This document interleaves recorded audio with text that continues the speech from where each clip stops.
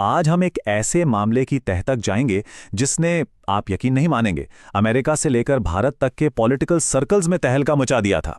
जी हां, हम बात कर रहे हैं कुछ ऐसे सीलबंद कानूनी दस्तावेजों की जिनमें पूरी दुनिया में एक पॉलिटिकल भूकंप लाने की ताकत थी। और इसका असर एक ऐसी जगह महसूस हुआ जिसके बारे में किसी ने सोचा भी नहीं था। तो चलिए सीधे पॉइंट पर आते हैं, जानते हैं ये सब शुरू कैसे हुआ। एक बहुत ही विस्फोटक दावे के साथ इंडिया में ऑपोजिशन के नेताओं ने यह कहकर सनसनी मचा दी कि भाई अमेरिका में हो रही एक घटना यहां इंडिया की सरकार गिरा सकती है। शिवसेना ने तो यहां तक कह दिया कि इस धमाके के बाद प्रधानमंत्री सत्ता में नहीं रह पाएंगे। सोचिए कितनी बड़ी बात है। और बस यहीं से सबसे बड़ा सवाल खड़ा हो जाता है कि आखिर अमेरिका के एक स्कैंडल का भारत की सरकार से ऐसा क्या लेना देना हो सकता है। मतलब ये कनेक्शन क्या है। ये एक ऐसी पहेली है जिसे आज हम मिलकर सुलझाने वाले हैं। अब देखिए, इस पूरी गुत्थी को सुलझाने के लिए हमें सबसे पहले उस आदमी को जानना होगा जो इस पूरी कहानी के सेंटर में है। तो चलिए इस अमेरिकी स्कैंडल की जड़ तक चलते हैं और जानते हैं कि आखिर ये जेफरी एप्स्टीन था कौन। तो कौन था ये जेफरी एप्स्टीन? अगर बिल्कुल सीधे सीधे बताऊं तो वो एक बहुत ही अमीर, बहुत ही पावरफुल अमेरिकन फाइनेंसर था। उसके कॉन्टैक्ट्स दुनिया के सबसे बड़े बड़े लोगों के साथ थे। लेकिन इस पूरी चमक दमक के पीछे एक बेहद घिनौना सच छिपा हुआ था। वो नाबालिग लड़कियों का एक सेक्स ट्रैफिकिंग रैकेट चला रहा था।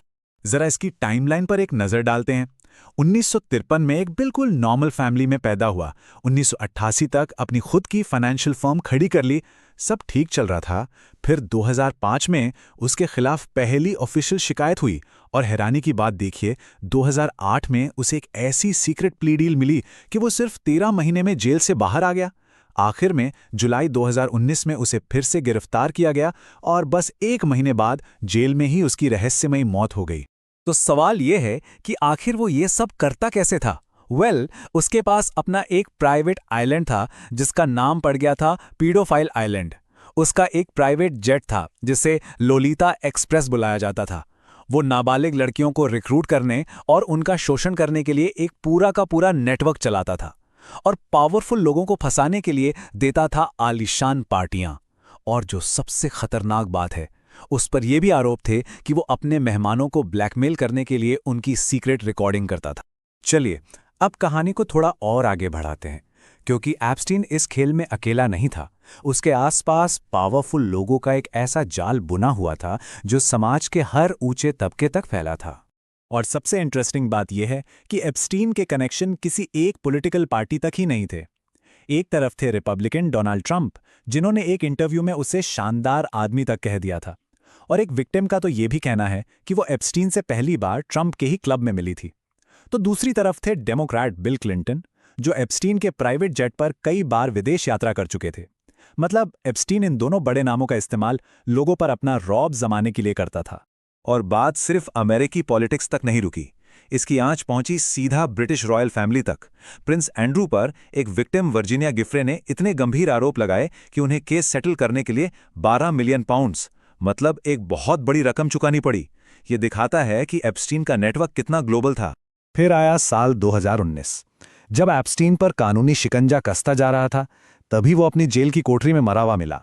ऑफिशियली तो इसे सुसाइड बताया गया, लेकिन जिस रात ये हुआ उस रात सिक्योरिटी कैमरे खराब थे, गार्ड सो रहे थे। इन सब चीजों ने एक बहुत बड़ी कॉन्स्पिरेसी थ्योरी को जन्म दिया कि कहीं ये उससे हमेशा के लिए चुप कराने के लिए एक मर्डर तो नहीं था। और अब हम घूम फिर कर वापस उसी सवाल पर आते हैं जहां से हमने ये सब शुरू किया था कि आखिर ये पूरी की पूरी अमेरिकी कहानी अचानक से इंडिया में एक बड़ा पॉलिटिकल मुद्दा कैसे बन गई। जैसे ही ये खबर फैली कि एप्स्टीन से जुड़ी जो सीक्रेट फाइल्स हैं वो अब पब्लिक होने वाली हैं, इसका असर करीब 7,000 मील दूर भारत में महसूस किया गया। सोचिए, एक अमेरिकन क्रिमिनल की फाइलों ने इंडियन पॉलिटिक्स में भूचाल ला दिया। तो ये इंडिया कनेक्शन सामने आया कैसे? हुआ ये कि सबसे पहले भारत में ऑपोजिशन के लीडर्स ने पब्लिक में बयान देना शुरू किया।